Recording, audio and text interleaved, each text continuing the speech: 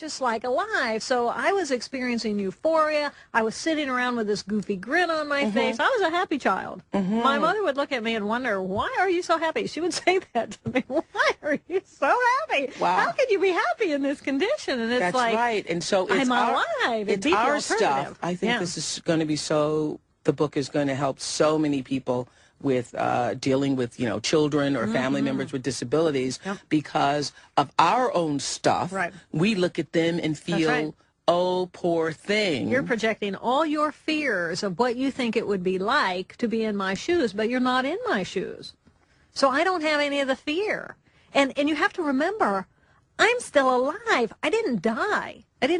Whatever that experience would have been, but that didn't happen to me. And so for me, this was not a bad state of being. Even though you're drooling. Even though I'm drooling, even though I have no hygiene care, I have no ability to take care of myself, somebody's feeding me, it didn't matter. What mattered was I still had life, and I was still capable of honoring my own life, whether anybody else did or not, didn't matter, because I did, and I knew that I was the life force power of these cells. And okay, so some of the cells weren't working, but most of them had the potential. Yeah, no, I was fine. I was I was perfect and whole and beautiful, just the way that I was. That was my perception, and so were you. So people would come, and I was very fortunate that Gigi didn't become depressed. Gigi didn't become negative. She didn't become critical of me or of herself. She was just riding a ride. Gigi, your mom. Gigi, the mom,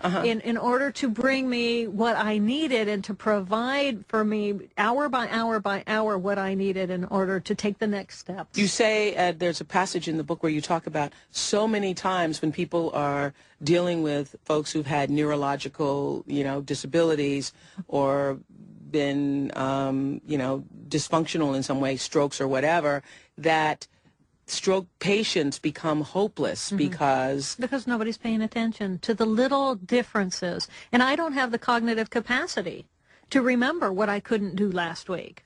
All I have is what can I do today. So give us an example of what you mean by little differences. Oh, even being able to stay awake for longer periods of time, or to be willing to stand up and walk to the bathroom, or to be awake for instead of sleeping for 6 hours, sleep only 3 hours and have a little bit of alertness.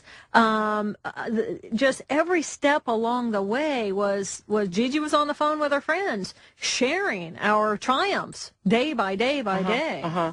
The littlest thing, being able to hold the pen today. Hold the pen yesterday today. You couldn't hold the pen. Right. Yeah. Being able to move your.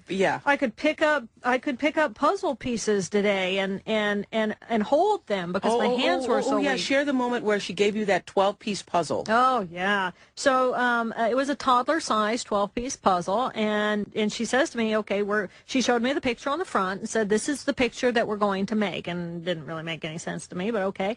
So then we open it up and we dump out all the pieces, and she says, okay, I want you to turn all the pieces right side up. And I'm going, okay. What is right side up? What is right side up? And so she showed me the difference, and it was like, okay. So I did that, and you have to remember that at this point, any cognitive energy, thinking takes work. Thinking takes a lot of energy, and I didn't have any energy. I had a tiny little amount compared to what normal living was. So every effort was an enormous effort, and I had to either make the choice, yes, I'm going to try, or no, I'm not going to try. And again, because Gigi was so comforting as a caregiver, I would show up for her. And so then she said, okay, pick out all the edges. Okay, what's an edge? She showed me an edge. What's an edge? And so I'm looking here because I love it when you said trying to try is everything.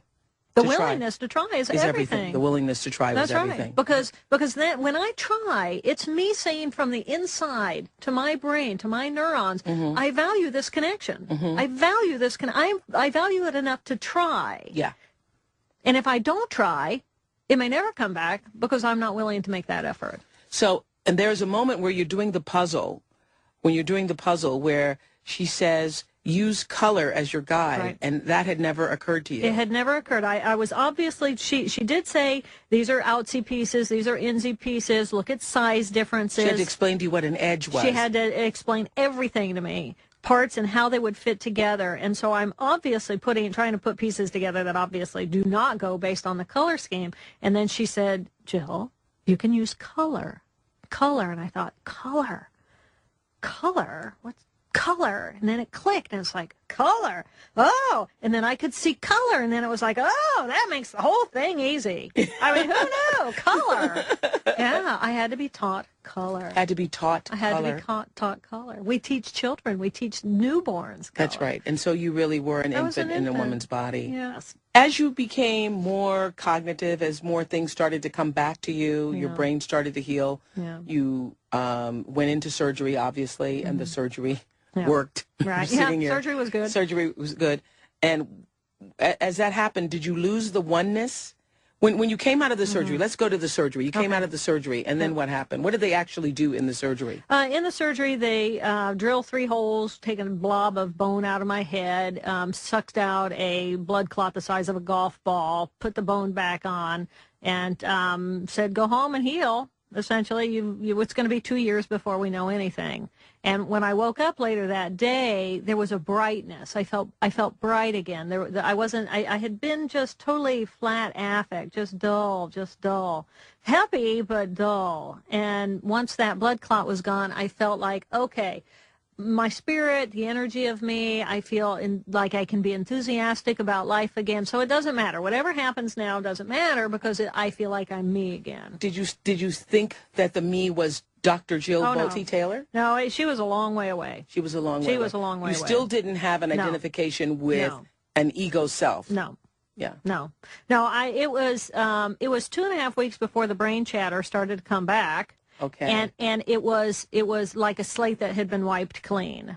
And so I didn't remember all of my science was gone. I had to learn to read from scratch. I had to learn to write from scratch. I had to learn all my science. I still had the picture. The right hemisphere thinks in pictures. Yes. So as the left hemisphere and the brain became more normalized again from the swelling, the pictures were there. I still remember what the abdomen looks like and the relationship between the bowel and the pancreas, but I didn't have any terminology. I had no language. So I had to learn language again, which meant I had to learn what my name was again, much less all my science and any relationship with But even tuna. when you learned that this is your name, that Yeah. still doesn't mean that you know that no, that's no, who no. you are, that that's an identification for you. Because that person died. In my mind, that person died. Mm-hmm. And so in the absence of her, I was going to be somebody new. And I couldn't be held to whom she had been because she had been a Harvard brain scientist. And I couldn't hold myself to that. I had a big hole in my head. So she was gone. And we Right. grieved her. We mourned the loss of her, but she was gone. How did you grieve her?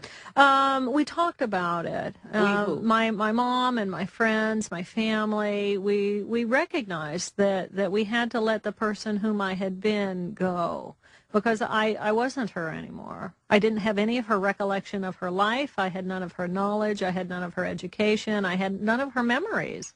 So was I her? No, I wasn't her anymore. And we needed to allow me the freedom to be and emerge as who I'm going to be now. And that was critically important for my ability to heal and recover. So you let her go. At what point during this did you grieve? Early. Right. Yeah. Right, because that is so important to know that you weren't trying to hold yourself to an No. expectation of who you had been. No, she was gone. She was gone. I had no expectation of ever recovering her. I wanted to recover some of her skills, of course. I wanted to be able to speak again. I wanted to, with fluency again. I wanted to be able to read and write and have relationships in the external world again, but as a different character. Did you then have to come to know Gigi, your mother? Yes. You came to know her in the new life, in the new Right. birth of yourself. Right. Did you ever get to the point where you recalled those old memories? After about 7 or 8 or 9 years, yeah, at that point, it was a good 8 or 9 years before I remembered items from my past that I know no one had taught me. So, but it took many, many, many, many years. So you basically had to relearn a self. Exactly. I got reborn, essentially, if you will, and start from scratch, and here you go. What are you going to do with your second life? Yeah. Wow. Yeah. Yeah. I mean, what an opportunity.